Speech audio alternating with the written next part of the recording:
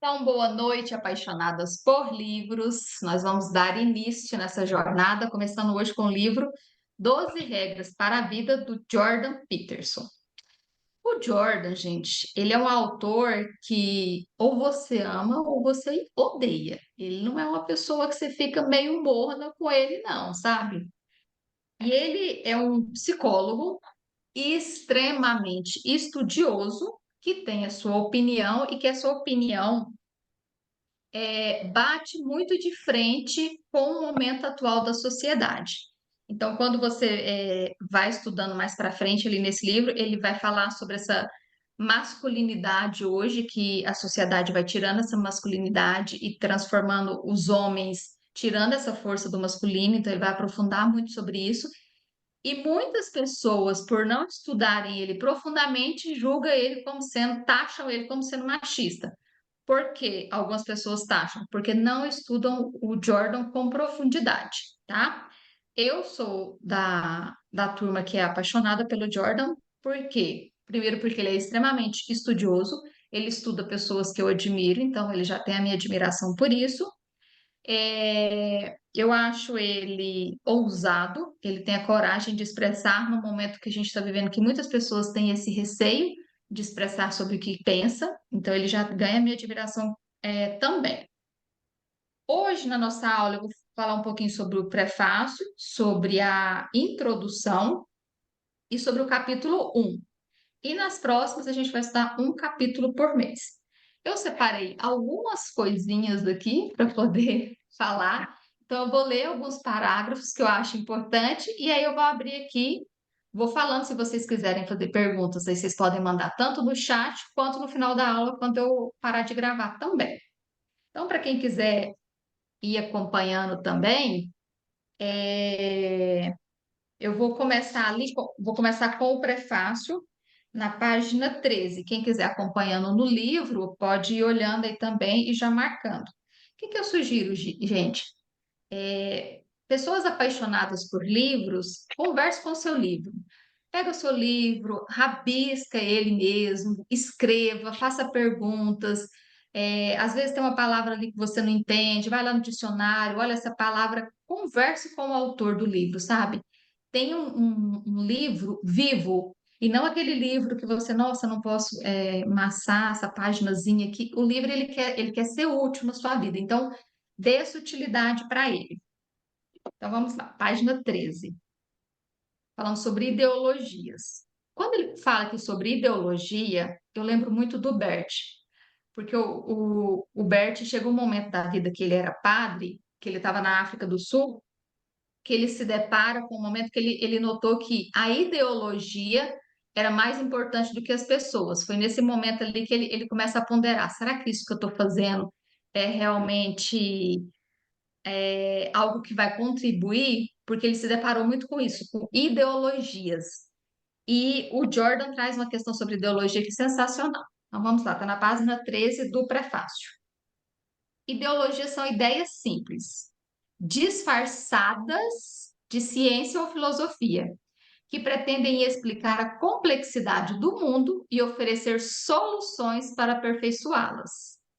Os ideólogos são pessoas que fingem saber como fazer um mundo melhor, antes de organizarem o próprio caos interior. Hum. A identidade de guerreiro otorgada por sua ideologia encobre o seu caos. Então, eu sou aquela pessoa que eu quero muito mudar o mundo e eu sou essa pessoa extremamente revoltada com tudo. Só que quando eu vou olhar, eu fico fazendo essa ideologia de um mundo perfeito, só que quando eu vou olhar, lá dentro de mim está um caos profundo. E eu coloco essa armadura ali para proteger o quê? O próprio caos interior. Ele bate, né? Isso é arrogância, é claro. Um dos temas mais importantes deste livro é: arrume sua casa primeiro. Então, o que que o Norman está falando aqui, né? Que o Jordan Peterson vai trazer para a gente o quê? Cara, você tem controle sobre sua vida. Então, começa a arrumar a sua casa antes de ter essa ideologia do mundo perfeito, do mundo florido. Para que o Jordan fornece os conselhos práticos, né? Então, aí o Norman ainda fala, né? Os ideólogos são sempre perigosos quando ganham poder. E aí a gente vê muito isso onde? Hoje. Muitas pessoas nas mídias sociais se tornam ali poderosos, né? Então eles vão, por exemplo, na casa dos outros, por exemplo, na página de outra pessoa, com a sua ideologia, então eles estão ali por trás, né? Às vezes coloca uma caricatura de alguém, nem expõe o próprio rosto, e ali eles têm esse poder de falar sobre a sua verdade e nem se expor. Então, esse é o momento que a gente tem vivido ultimamente. Outra parte que eu trouxe para a gente falar está na página 15 do prefácio. Acima de tudo, aí aqui é o Norman falando do Jordan, né? Acima de tudo, ele alertava os seus alunos porque o Jordan Peterson é um grande professor. Então, é algo que você vai ver assim. Se vocês olharem o YouTube dele, a quantidade de aulas que tem, então ele gravava as aulas deles também para expor isso, né? Então, o que ele está falando? Acima de tudo, ele alertava os seus alunos sobre assuntos raramente debatidos na universidade, tais como o simples fato de que todos os antigos, os antigos de Buda, dos autores bíblicos, sabiam aquilo que qualquer adulto vivo sabe. A vida é sofrimento. Então, Jordan Peterson vai falar sobre isso. A vida é sofrimento. E aqui, gente, não é sobre um vitimismo, não é de jeito nenhum de, ai, a vida é assim, né? Fazer o quê? É porque Deus quer. Ele não fala sobre isso. Ele fala que a dinâmica da vida, ela gera vários sofrimentos. Então, ele traz o contexto aqui, né? Quando você vai estudar o Buda, ele buscou e falou, gente, a vida é sofrimento, por quê? Por conta de tantos desejos que a gente tem. E aí ele traz também, o Jordan estudou bastante também sobre a Bíblia. Se você ou alguém próximo está sofrendo, isso é triste, mas de forma lamentável, não é particularmente especial. Mas fala, isso não te faz especial se você está sofrendo, se uma pessoa perto de você está sofrendo. É triste, mas não te torna um ser humano especial. Não sofremos apenas porque os políticos são idiotas, o sistema é corrupto, ou porque você ou eu e eu, assim como a maioria, podemos nos descrever legitimamente como uma vítima de algo ou de alguém, ou de alguma maneira. Então ele fala, o sofrimento não vem disso. O sofrimento vem de quê? É pelo fato de que de termos nascido humanos, ou seja, o simples fato de você ter nascido humano, você vai se deparar com o sofrimento na sua vida, que com certeza teremos uma dose de sofrimento. Uma dose, gente, lembra? É uma dose, não é a sofrência. E muito provavelmente, se você ou alguém que você ama não está sofrendo agora, estará dentro de 5 anos, a menos que você seja bizarramente sortudo, filhos. Aí ele está falando, né? Se você não está sofrendo agora, dentro de 5 anos, nesse meio tempo, você vai estar sofrendo. Só se você for bizarramente muito sortudo. Por quê? Porque a gente passa por desafios. A gente estava citando agora. Sofrimento do calor, sofrimento da quantidade de fogo. Então, assim, não tem como você passar por essa vida humana ilesa. Então, até tem vários questionamentos, né? Eu assisti já aulas sobre autores que escrevem sobre Jordan Peterson, e eles falam, né? O Jordan Peterson é um livro de autoajuda, não é um livro de autoajuda. Ele pode até ser considerado, mas não uma perspectiva positiva de que basta eu ter bons pensamentos que a minha vida vai melhorar. Não.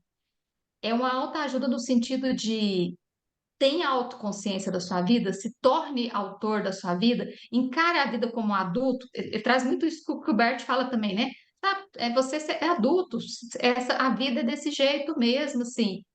E, gente, mais uma vez, a gente tem que entender que quando ele fala a vida é desse jeito, não é para entrar no vitimismo e na passividade de, então não posso fazer nada, que a vida é assim mesmo. Não sobre isso, mas é sobre eu encarar que a vida tem desafios. E a forma com que eu vou encarar isso é que vai fazer a diferença. Porque ele está falando, não adianta ficar jogando culpa em político, não adianta ficar jogando culpa na cultura. Todo mundo vai passar por algum sofrimento em algum momento da vida. Se não passou, vai passar. Os filhos é difícil. Trabalhar é difícil. Velhice, doença, morte são difíceis. E Jordan enfatizou que passar por tudo isso completamente sozinho, sem auxílio de um relacionamento amoroso, de sabedoria ou de insights psicológicos dos grandes psicólogos, apenas dificulta ainda mais. O que que ele está falando? A vida é difícil, mas a gente tem coisas para nos auxiliar. Por exemplo, quando a gente busca um processo de autoconhecimento, igual a gente está fazendo aqui, isso faz com que a gente passe por essa situação de uma maneira melhor. Quando eu tenho um companheiro ao meu lado que me auxilia a passar por esses momentos difíceis, isso vai ficar mais leve. Então, ele está falando que tem esse caminho de leveza também, tá? Ele não queria assustar os seus alunos. Eu espero que vocês também não estejam assustadas. Aliás, eles consideravam essa conversa franca reconfortante. Gente, eu também, eu considero também a conversa dele assim. Quando eu leio ele, eu me sinto reconfortada, pois no fundo de suas psiques, a maioria sabia que ele dizia a verdade, mesmo que nunca tivesse existido um fórum para ser debatido sobre isso. Talvez porque os adultos, durante suas vidas, tornaram-se tão ingenuamente superprotetores que enganaram a si mesmos, pensando que, se não falar de sofrimento, de alguma forma protegeria magicamente seus filhos. Ou seja, vamos criar essas crianças numa bolha, não vamos falar sobre sofrimento, não vamos frustrar essas crianças, e assim a gente acha que magicamente eles vão passar sem sofrimento na vida. E o George Miller vai escrever sobre essas 12 regras aqui, gente. Ele, na verdade, ele começou escrevendo, acho que eram 48, me fugiu a memória agora. E aí, quando ele foi 46. convidado, foi? 46. 46. Aí, quando ele foi convidado para escrever um livro sobre isso, que ele começou a compilar ali, ele falou assim: Nossa, vai ficar extenso esse livro. E ele foi reduzindo, reduziu para 24, ele chegou em 12. E vocês veem, 12, olha a grossura desse livro aqui. E depois disso, ele escreveu outro livro também, falando sobre mais 12. Agora na página 33 do prefácio ainda. Como o mundo poderia ser liberto do terrível dilema do conflito? Por um lado, e da dissolução psicológica e social do outro. Eis a resposta: através da elevação e do desenvolvimento do indivíduo e da disposição de cada um para levar o ser em seus ombros e escolher o caminho do herói. Ou seja, eu vou pegar as minhas questões e eu vou assumir essas questões e vou trilhar essa jornada. Cada um de nós deve aceitar tanta responsabilidade quanto possível pela vida individual, pela sociedade e pelo mundo. Ou seja, o que que é a minha parte para fazer aqui, para tornar esse mundo melhor? O que que eu posso fazer de útil aqui? Cada um de nós deve dizer a verdade, aí já está falando de princípios aqui, né? E corrigir o que está errado e quebrado, e recriar o que está velho e desatualizado. É dessa forma que podemos e devemos reduzir o sofrimento que envenena o mundo. É pedir muito? É pedir tudo. Ele está perguntando, não, ele está afirmando. É pedir muito? É pedir tudo. Mas a alternativa, o horror da crença autoritária, o caos, o estado falido, a catástrofe trágica do mundo natural desenfreado, a angústia existencial e a fraqueza do indivíduo sem propósitos é claramente pior. O que que ele está falando? A vida é difícil, a gente tem que assumir as rédeas e isso vai ser difícil. Mas ele está falando assim, ó, pior que isso é essa pessoa que fica ali no vitimismo, né? Nesse mundo desenfreado com que a gente vem enfrentando ultimamente. Então ele está falando assim, tem coisa pior. Então vamos assumir as rédeas? Eu vou para a regra número 1. E a regra número 1 na página 7.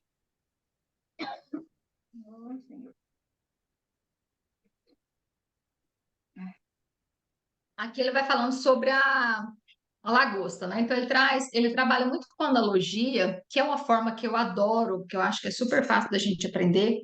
Então ele traz essa analogia da lagosta ali. E ele fala, né, que quando a lagosta, elas estão brigando ali por território e uma vence, aquilo vai gerar nela uma autoridade tão grande que ela vai achar que ela pode vencer todo mundo. Enquanto que a lagosta que perde, aquilo gera nela uma frustração tão grande que ela acha que ela vai perder em todas as batalhas que ela for conquistar. E ele fala que o ser humano é da mesma forma. Então, dependendo de um contexto que você se encontra, às vezes você perdeu uma vez na vida que ele te afetou tanto, ou você passou por um sofrimento e que ele te afetou tanto, que você não consegue recuperar depois daquela situação. Então, ele vai trazer essa analogia dessa luta da lagosta com os desafios que a gente passa na vida. Após perder uma batalha, não importa quão agressivamente a lagosta tenha se comportado, ela hesitará em lutar novamente, mesmo contra o outro oponente que já tenha derrotado antes. O que ele está falando? Às vezes essa lagosta ganhou uma vez anterior daquele oponente. Só que se ela perdeu alguma vez, ela já acha assim, nossa, eu já perdi aquela vez, eu nem adianta lutar com ele novamente. Por mais que ela tenha ganhado daquela vez dele, e ela perdeu essa segunda vez de um outro oponente, ela perde essa força de lutar novamente por isso. Então ele fala, né, como que a derrota impacta na vida da lagosta. Um competidor derrotado perde a confiança, às vezes por dias. Ocasionalmente, a derrota pode ter consequências ainda mais graves. Se uma lagosta dominante for seriamente derrotada, o seu cérebro praticamente se desconstrói. Então, um novo cérebro de subordinado, ou seja, ali, né, bem o perdedor, surge um mais apropriado para uma nova posição inferior. Então, ele passa a se sentir inferior depois disso. Seu cérebro original, principalmente, simplesmente não é desenvolvido o suficiente para conciliar a transformação que houve de rei para cachorro de rua, sem uma disposição completa e um renascimento.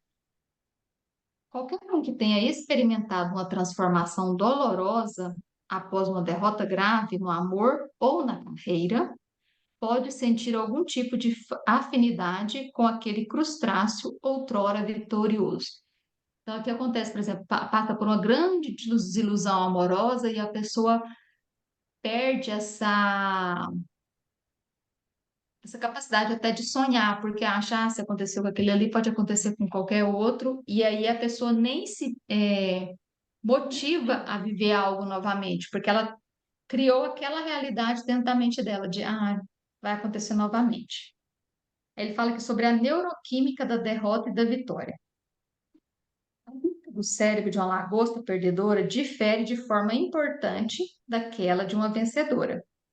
Isso é refletido na postura de cada uma delas. O fato de uma lagosta ser confiante ou servil depende da proporção de dois elementos químicos que modulam a comunicação entre os seus neurônios: a serotonina e a octopamina. A vitória aumenta a proporção do primeiro em relação ao segundo. Uma lagosta com níveis altos de serotonina e baixos de octopamina é um tipo de crustáceo convencido e pomposo, com chances de recuar se for desafiado, com poucas chances de recuar se for desafiado. Isso porque a serotonina ajuda a regular a flexão postural, ou seja, a postura dela, tanto da lagosta quanto do ser humano, muda. Então você vai ver, ele vai falar muito sobre isso aqui, né? Que essa pessoa que essa coisa do derrotado, ele tem o ombro caído assim para frente, cabeça mais baixa, né? Fala às vezes mais baixinho, assim, aquele tom de humildade. Enquanto que a lagosta vencedora já chega assim, né? Peito aberto, realmente assim, cabeça erguida, né? Olhar confiante. Aí ele vai falar aqui sobre as garotas, né? Como que as lagostas fêmeas enxergam essa lagosta vencedora, tá na página 10. Em vez de realizarem a difícil tarefa de calcular sozinha qual é o melhor homem, as fêmeas terceirizam o problema ao usar os cálculos perfeitos da hierarquia da dominância. Elas deixam os machos lutarem e escolherem os seus amantes entre aqueles que ficarão no topo. É bem isso que ocorre na precificação da Bolsa de Valores. Aí ele está falando aqui, né, dessas lagostas. Em vez da. Quem que a lagosta vai procurar para ser o pai dos filhos? Aquele que tem a probabilidade de defendê-la mais, aquele que vai gerar filhos mais. Gente, isso é totalmente inconsciente, né? Aquele que vai gerar filhos mais fortes para ela, vai gerar uma probabilidade de existência maior aqui na Terra. Então ela fica buscando isso. E ela olha quem? Quem venceu a luta ali? Ah, é aquele lá é o mais forte, então. Aquele lá tem possibilidade de ser um pai melhor para os meus filhos. Então, ao invés dela ficar lá correndo atrás, ela vai observar isso, quem venceu a luta ali. E ele fala que isso também acontece com os seres humanos. Ele fala, né? Ele traz aqui, né? Por que que você acha que o filme 50 Tons de Cinza, por que que você acha que a trama da Bela e a Fera é tão famosa? Por que que traz essa coisa da mulher olhar ali e se identificar com alguma coisa? Por quê? Tem essa figura desse macho forte ali. Por que que a maioria, ele olha, né? Por que que a maioria das mulheres prefere, ele cita até Pareto em alguns momentos, prefere um pequeno percentual de homens, que são esses homens mais fortes, que gera essa segurança. Então, esses são os homens mais procurados em virtude disso, porque elas olham e falam assim, e tudo, gente, aí não entra nem machismo, nem feminismo aqui, olhar e sentir que essa pessoa pode ser uma proteção maior. Por mais que você fale, você não precisa de proteção nenhuma. Inconscientemente, você tende a buscar isso, essa proteção. Página 12, bem no finalzinho. O que nos causa problemas não é o que sabemos, é o que temos certeza que sabemos, que ao final não é verdade. Tá falando, o problema não é a gente não saber de alguma coisa, é quando a gente tem plena convicção que sabe de uma coisa, mas essa coisa é errada, não é o certo. Aí está o grande problema. E hoje a gente vivencia, né? Não só hoje, né? Mas hoje está mais. Pessoas que defendem arduamente uma ideia, mas você vai ver que essa pessoa nem pesquisou a fundo sobre aquilo ali, nem tem realmente uma inteligência emocional para discutir sobre aquele termo. Às vezes se tornam especialistas vendo um videozinho de 30 segundos, de 1 minuto e meio, e se julga especialista para discutir sobre alguma coisa. É isso aqui. Em primeiro lugar, é fácil supor que a natureza seja algo com essência, algo estático, seja algo parado. Tô falando, a natureza não é assim, mas não é. Pelo menos não é uma forma simples, não de uma forma simples. É estático e dinâmico ao mesmo tempo. O ambiente e a natureza que seleciona também se transforma. O famoso símbolo taoísta, né, o yin yang, que é aquela bola preta e a branca, e a bolinha preta dentro da branca e a branca dentro da preta. Ele fala sobre isso, né? Captura essa ideia de uma forma linda. O ser, para o taoísta, a realidade em si é composta por dois princípios opostos, geralmente traduzidos como feminino e masculino, ou ainda mais limitadamente como fêmea e macho. Aí não, nem vamos entrar em mérito sobre, não é mulher e homem não, tá? Não vou entrar nesse mérito. Porém, o yin e yang são mais corretamente compreendidos como o caos e a ordem. E ele fala muito nesse livro sobre a importância de ter o caos e a ordem. Porque sem o caos, em algum momento não existia a melhoria do mundo, não existiria uma transformação. Porque se tudo estiver só naquela linearidade, nunca vai haver, esse crescimento. Então, tem um momento que tem que acontecer o caos, depois estabelece uma nova ordem. Fica um tempo na ordem, vem um novo caos, estabelece uma nova ordem. O caos e a ordem são intercambiáveis, assim como eternamente justapostos. Não há nada tão certo que não possa se transformar. O, o Flávio Augusto fala isso, né? Que estabilidade não existe. O que o Jordan está falando aqui? Gente, tudo pode transformar, tudo se transforma. Até o Sol tem os seus ciclos de instabilidade. Da mesma forma, não há nada tão mutável que não possa ser fixado. Toda revolução produz uma nova ordem. Toda morte é simultaneamente uma metamorfose. A natureza, ela seleciona. É a aptidão que é selecionada. Ou seja, como que a natureza vai selecionando? Ela vai selecionando o quê? O coelho que vai, por exemplo, se transformando naquele coelho mais rápido é o que vai sobreviver mais. É a geração dele que vai sobreviver mais. Por outro lado, o leão que for aquele leão mais esperto, que é o que vai sobreviver mais. Então, a natureza ela vai selecionando. Esses mais fracos ali, eles vão perdendo essa chance de viver. Então, a natureza seleciona os mais fortes. Quando você olha para isso e fala assim, nossa, parece tão injusto. Gente, mas a questão é, a natureza é assim. Não é porque eu sou, por exemplo, uma vegetariana e eu entro numa floresta, eu vou falar com o leão, ah, leão, sou, ó, pai de amor, que ele não vai me devorar. Ele está falando, a natureza, ela é assim, ela é dinâmica. Ela tem transformação o tempo inteiro e ela vai selecionar. Para a gente cair a ficha que o mundo é assim. A aptidão, o apto em aptidão é, portanto, a combinação entre o atributo do organismo com a demanda do ambiente. Aí fala que antes, né? A aptidão genética falando é a probabilidade de que dado organismo deixe a descendência e propague os seus genes no decorrer do tempo. Foi isso que eu tinha falado anteriormente aqui. Aí na 14. É mais como se as criaturas estivessem dançando com a natureza, embora seja uma dança mortal. No meu reino, diz a rainha de copas de Alice no País das Maravilhas, você precisa correr o mais rápido que puder, apenas para ficar no mesmo lugar. Ninguém que fica parado consegue triunfar, por mais bem constituído que seja. A natureza, tampouco, é simplesmente dinâmica. Algumas coisas mudam rapidamente, mas essas estão aninhadas dentro de outras que mudam menos rapidamente. A música frequentemente segue esse modelo.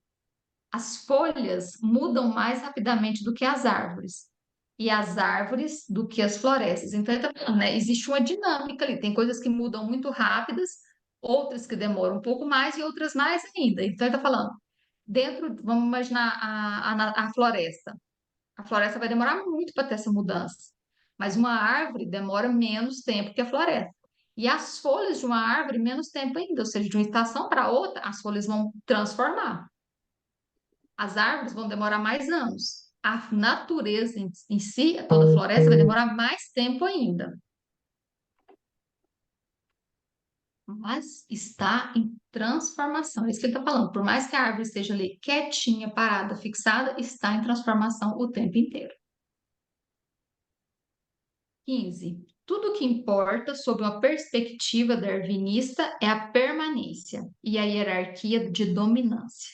Embora possa parecer social ou cultural, está presente há cerca de meio bilhão de anos. É permanente, é real. A hierarquia da dominância não é o capitalismo. Então, ele está falando, gente, ele não é capitalismo, ele está falando aqui, certo? A teoria da dominância. E isso existe, eu estou falando, há bilhões de anos. Porque muita gente vai falar assim, o que ele está trazendo é o capitalismo, ele é de extrema direita, então tem esses discursos, mas quem estuda profundamente o Jordan vê que não é isso.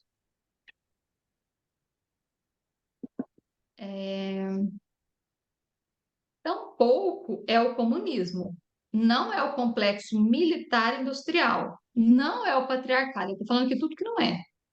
Aquele artefato cultural descartável, maleável e arbitrário, muito menos uma criação humana, não em um sentido mais profundo. Pelo contrário, é um aspecto quase eterno do ambiente e muito daquilo cuja culpa colocamos nessas manifestações efêmeras e uma consequência de sua existência imutável. As hierarquias de dominância são mais velhas do que as árvores. O que ele está falando? Gente, isso aqui não é invenção de patriarcado, isso aqui não é invenção de capitalismo, de socialismo, isso é muito antes essa questão da dominância, né, da hierarquia aqui de dominância. E não adianta eu fazer birrinha e falar que eu não concordo, porque é assim, é isso que ele está trazendo. A parte de nosso cérebro que registra a nossa posição da hierarquia de dominância é, portanto, excepcionalmente antiga e fundamental. É um sistema mestre de controle ajustando nossas percepções, valores, emoções, pensamentos e ações. Ele afeta poderosamente cada aspecto do nosso ser, tanto consciente quanto inconscientemente. É por isso que, quando somos derrotados, agimos como aquela lagosta que perdeu na batalha. A nossa postura se inclina, ou seja, o ombrinho dá aquela caída. Ficamos com o rosto voltado para o chão, sentimos-nos ameaçados, machucados, ansiosos e fracos. As coisas não melhoram, tornando-nos cronicamente deprimidos. Sobre tais condições, não conseguimos aguentar as lutas impostas pela vida com facilidade e nos tornamos alvos fáceis para os bullies e as cascas grossas. O que está falando? A pessoa perde, ela vai entrando naquele contexto ali, né, de postura de perdedor e cada vez ela vai ficando mais sem força. A 16. Considere a serotonina a substância química que controla a postura e a fuga das lagostas. Aquelas em posição inferiores produzem níveis baixos de serotonina. Isso também é válido para os seres humanos em relações inferiores. E esses níveis baixos caem mais a cada derrota. Um nível baixo de serotonina significa reagir mais ao estresse e ter um preparo físico para emergências mais dispendioso, uma vez que na base da hierarquia de dominância, qualquer coisa pode acontecer a qualquer momento, e raramente alguma coisa boa. Um nível baixo de serotonina significa menos felicidade, mais dor, ansiedade, doença e uma expectativa de vida menor, tanto entre os humanos quanto entre os crustáceos. Lugares mais altos da hierarquia de dominância e nos níveis mais altos de serotonina, típicos daqueles nessas ocasiões, são caracterizados por menos doença, tristeza e morte, mesmo quando fatores como renda absoluta ou quantidade de restos de comida no fundo do oceano são constantes. Então, estou trazendo aqui uma realidade, né? Quanto mais a pessoa vai se sentindo derrotada, quanto mais a serotonina vai abaixando, mais essa pessoa vai ficando ali, né? Deprimida, triste, propenso a doenças, enquanto que a pessoa que vai se fortalecendo, que a serotonina está alta, que vai agindo como um vencedor, né? Com essa postura de vencedor, como que a probabilidade dele sobreviver é maior. E como seu equivalente macho dominante, você vai competir ferozmente, até impiedosamente, para manter ou melhorar sua posição na hierarquia, igualmente competitiva do acasalamento das fêmeas. Embora haja menos chance de você usar a agressão física para isso, né? Há artimanhas verbais e estratégicas efetivas à sua disposição, incluindo depreciar os seus oponentes. E pode ser que você seja especialista em usá-las. Então, isso aqui tem sido muito usado ultimamente, né? Vamos depreciar, e aí a gente tem que cuidado ao nosso redor. Às vezes a gente está ali, né, toda feliz, né, autoestima elevada, e as coisas começam a melhorar na sua vida. Alguém vem e fala alguma coisinha para te deixar para baixo. Aí você murcha ali de novo.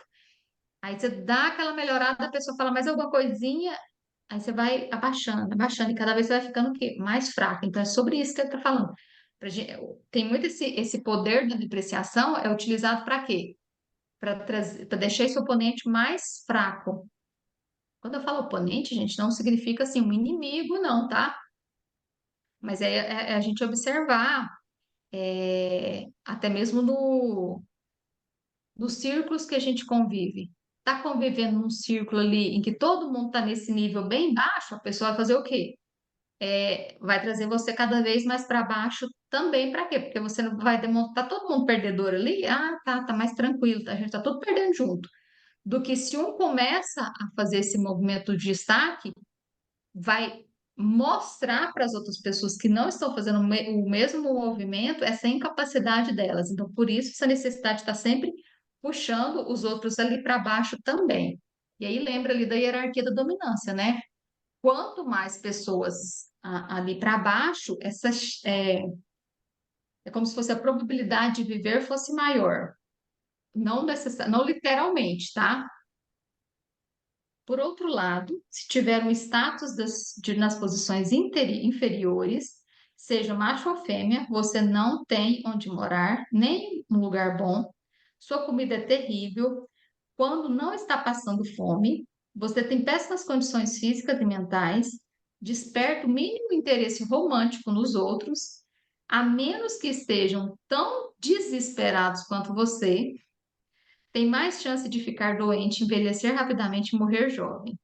Com poucas pessoas, se houver alguma, para chorar a sua morte. Até o dinheiro pode ser de pouco uso. Então, está falando aqui, né? Não se trata de ter dinheiro ou não, necessariamente. Você não vai saber usá-lo, porque é difícil usar dinheiro de forma apropriada, especialmente se não está familiarizado com ele. O dinheiro deixará sujeito a perigosas tentações de drogas ilícitas e álcool, que são muito mais recompensadores se você estiver teve privado de prazer por muito tempo. O que que acontece aqui quando as pessoas, por exemplo, ganham dinheiro, seja em prêmios, seja nesses reality shows? O que que você vê? A grande maioria, perde esse dinheiro rapidamente. Por que que ele está falando? Essas pessoas não tiveram acesso àquilo ali antes. Elas se sentem deslumbradas, elas não sabem fazer um bom uso daquilo ali. Elas se tornam alvos fáceis. Então, elas vão querer viver prazeres que não tinham vivido antes de uma forma intensa, e aí ela vai fazer o quê? Usar todo esse dinheiro com isso. O dinheiro também fará você um alvo para predadores e psicopatas que anseiam por explorar aqueles que existem nas camadas mais baixas da sociedade. A base da hierarquia da dominância é um lugar terrível e perigoso para estar. Ou seja, fiquem atentas para não estarem nesse lugar aqui. E fiquem atentas também às pessoas que fazem vocês irem para esse lugar. Essa pessoa que está sempre ali ó, te colocando para baixo para você ir para esse lugar. Entenda, a pessoa tentando ir para essa área da dominância para poder te controlar. Quanto mais a pessoa estiver para baixo, quanto mais a pessoa estiver assim, achando que ela depende de você, mais essa pessoa vai se sentir superior. Então começa a olhar. Tem essa pessoa ao meu redor?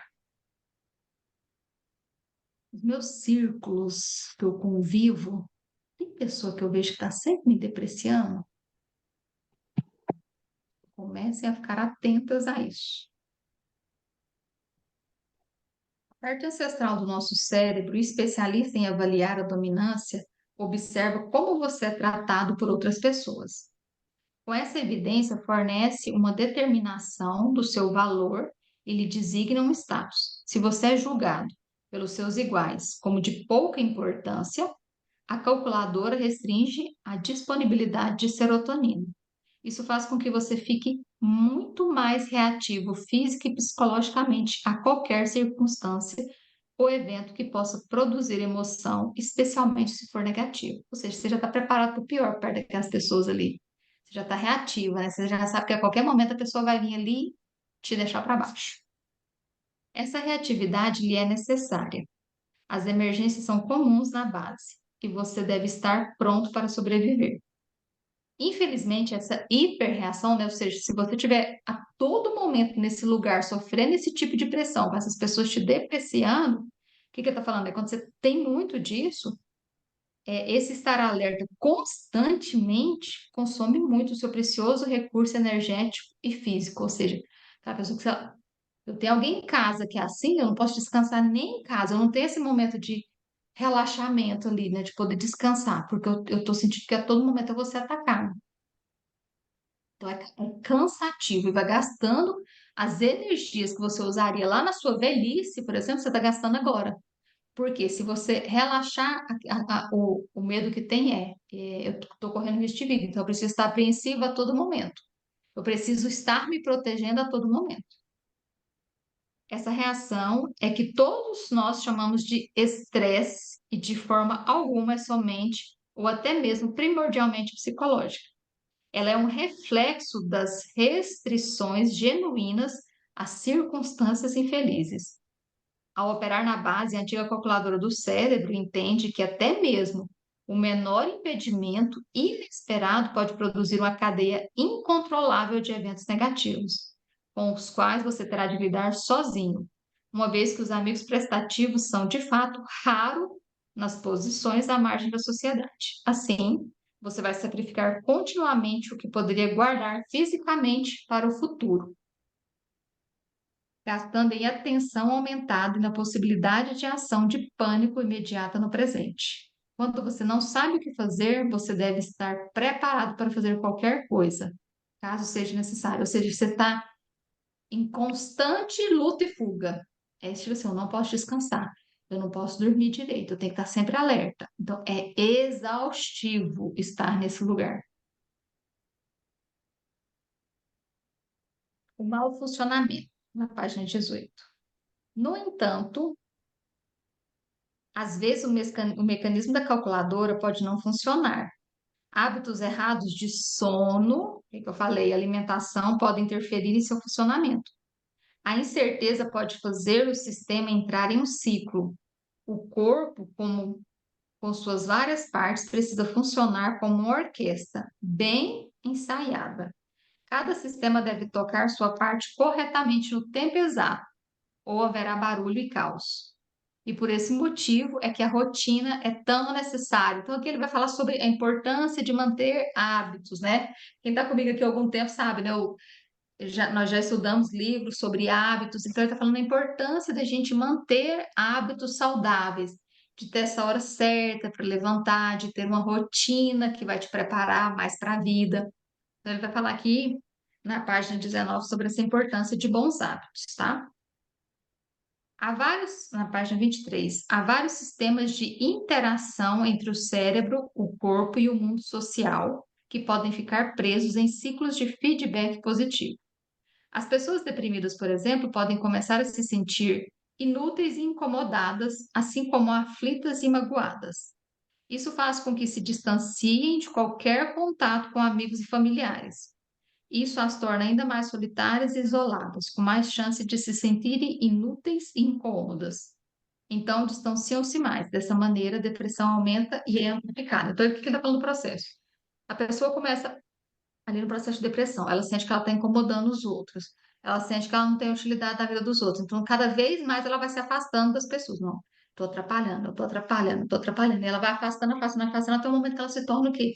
Isolada de todo mundo. Então, está falando sobre e aí a pessoa vai fazendo o quê? Abaixando ali. Então, a importância da gente fazer esse movimento de ação aqui. Página 26. Um exemplo significativo disso pode ser encontrado na suscetibilidade de novos soldados ao transtorno, aqui ele está falando dos estresses pós-traumáticos, que geralmente ocorre do algo que observarmos de si mesmo fazendo em vez de algo que lhes aconteceu. Então, aqui ele vai explanar sobre esses eventos pós-traumáticos, que qualquer coisa deflagra aquela situação que você acha que você vai viver aquilo ali novamente. Talvez você seja um perdedor, talvez não. Mas se for um, não precisa continuar assim. Talvez você apenas tenha maus hábitos. Talvez até tenha uma coleção deles. No entanto, mesmo que você tenha se deparado com uma má postura, honestamente, mesmo que tenha sido impopular ou sofrido bullying em casa ou na escola, isso não é mais adequado agora, necessariamente. As circunstâncias mudam. Se você se arrastar por aí com a mesma postura de uma lagosta derrotada, as pessoas vão lhe atribuir um status baixo. E a velha calculadora que compartilha com os crustáceos, repousada bem na base do seu cérebro, vai lhe atribuir um número baixo de dominância. Seu cérebro não produzirá tanta serotonina. E isso o fará menos feliz, mais ansioso e triste, e com mais chance de cair quando deveria se defender. Isso também diminuirá a chance de viver com uma boa área, ter acesso aos melhores recursos e conseguir um cônjuge saudável e desejável. Você terá mais chances de abusar da cocaína e do álcool, pois vive para o presente em um mundo cheio de futuros incertos. Ou seja, a pessoa fala assim: ah, eu não sei o que vai acontecer mesmo, então deixa eu me transbordar nesses prazeres que tem ali para aquele momento. Quando você quer que é o dia de amanhã, suas chances de sofrer uma doença cardíaca, um câncer ou uma demência aumentarão, considerando tudo. Isso não é nada bom. E ele fala aqui sobre a importância da linguagem corporal, né? Oferece um exemplo importante. A alteração de uma linguagem corporal oferece um exemplo importante. Se um pesquisador pedir que você se movimente seus músculos faciais, um de cada vez, para uma posição que pareça triste ao observador, você relatará que está se sentindo triste. Então, ele vai falando sobre a fisionomia, né? Você passa o dia inteiro assim, ó, carrancuda. De repente, você olha e fala, nossa, nem sei porque eu tô com essa cara. Meu Deus do céu. Então, a importância disso, né? Ele está falando esse simples gesto, né? Como começa. Então, vocês estão aí com a câmerazinha fechada, mas põe um sorrisinho no rosto, sabe? Começa a trabalhar esses músculos da face. Então, fica ali. Tem um filme. Ai, olha que sorriso lindo.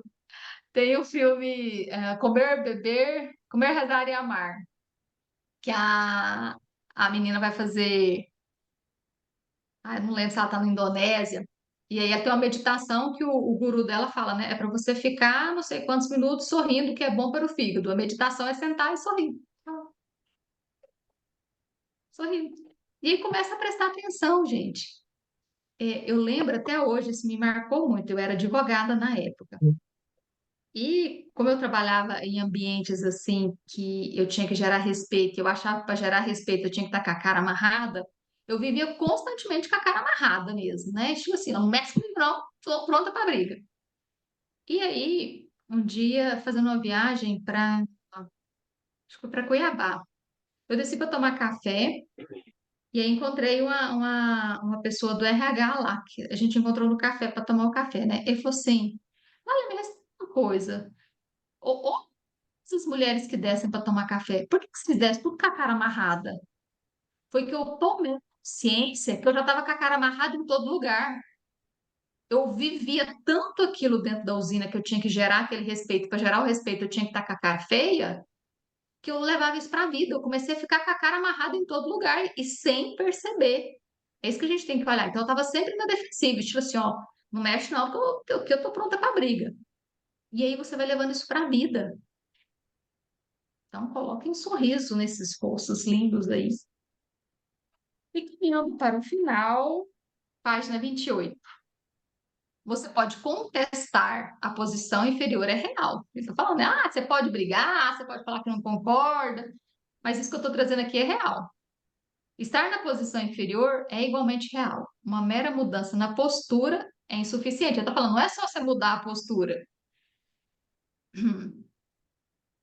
Para mudar qualquer coisa fixa, sim. Se você está na 10ª posição, levantar a cabeça e demonstrar dominância pode apenas atrair mais atenção daqueles que novamente querem derrubar você, ok? Até concordo.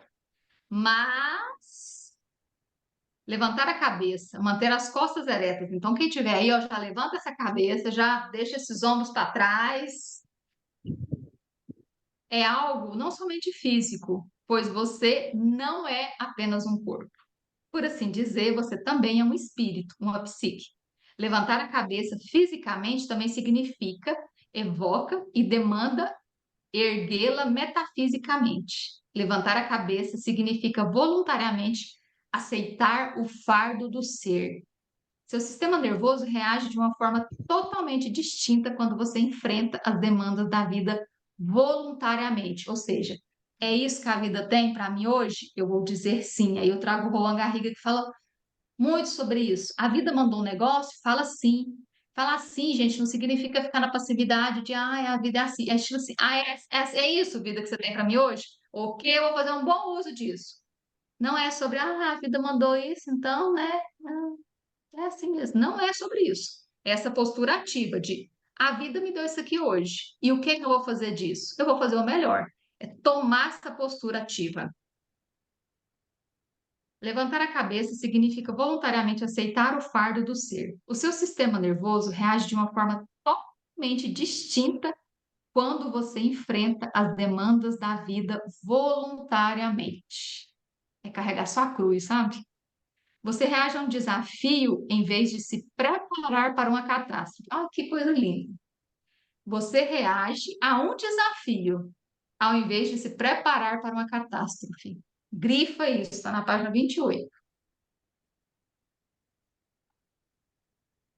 Você dá um passo adiante para assumir o seu lugar na hierarquia de dominância e ocupar o seu território, manifestando a sua disposição para defender, expandir e transformá-lo.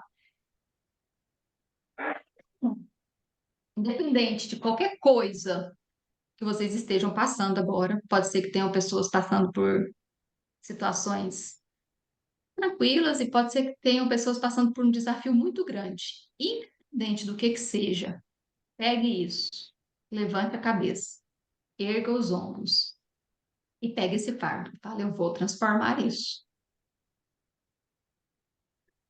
Então, preste muita atenção em sua postura. Então, comece a observar a partir de hoje como está a minha postura. Comece a olhar. Ah, eu estou sentada assim, de qualquer jeito, eu fico o tempo inteiro assim, ó.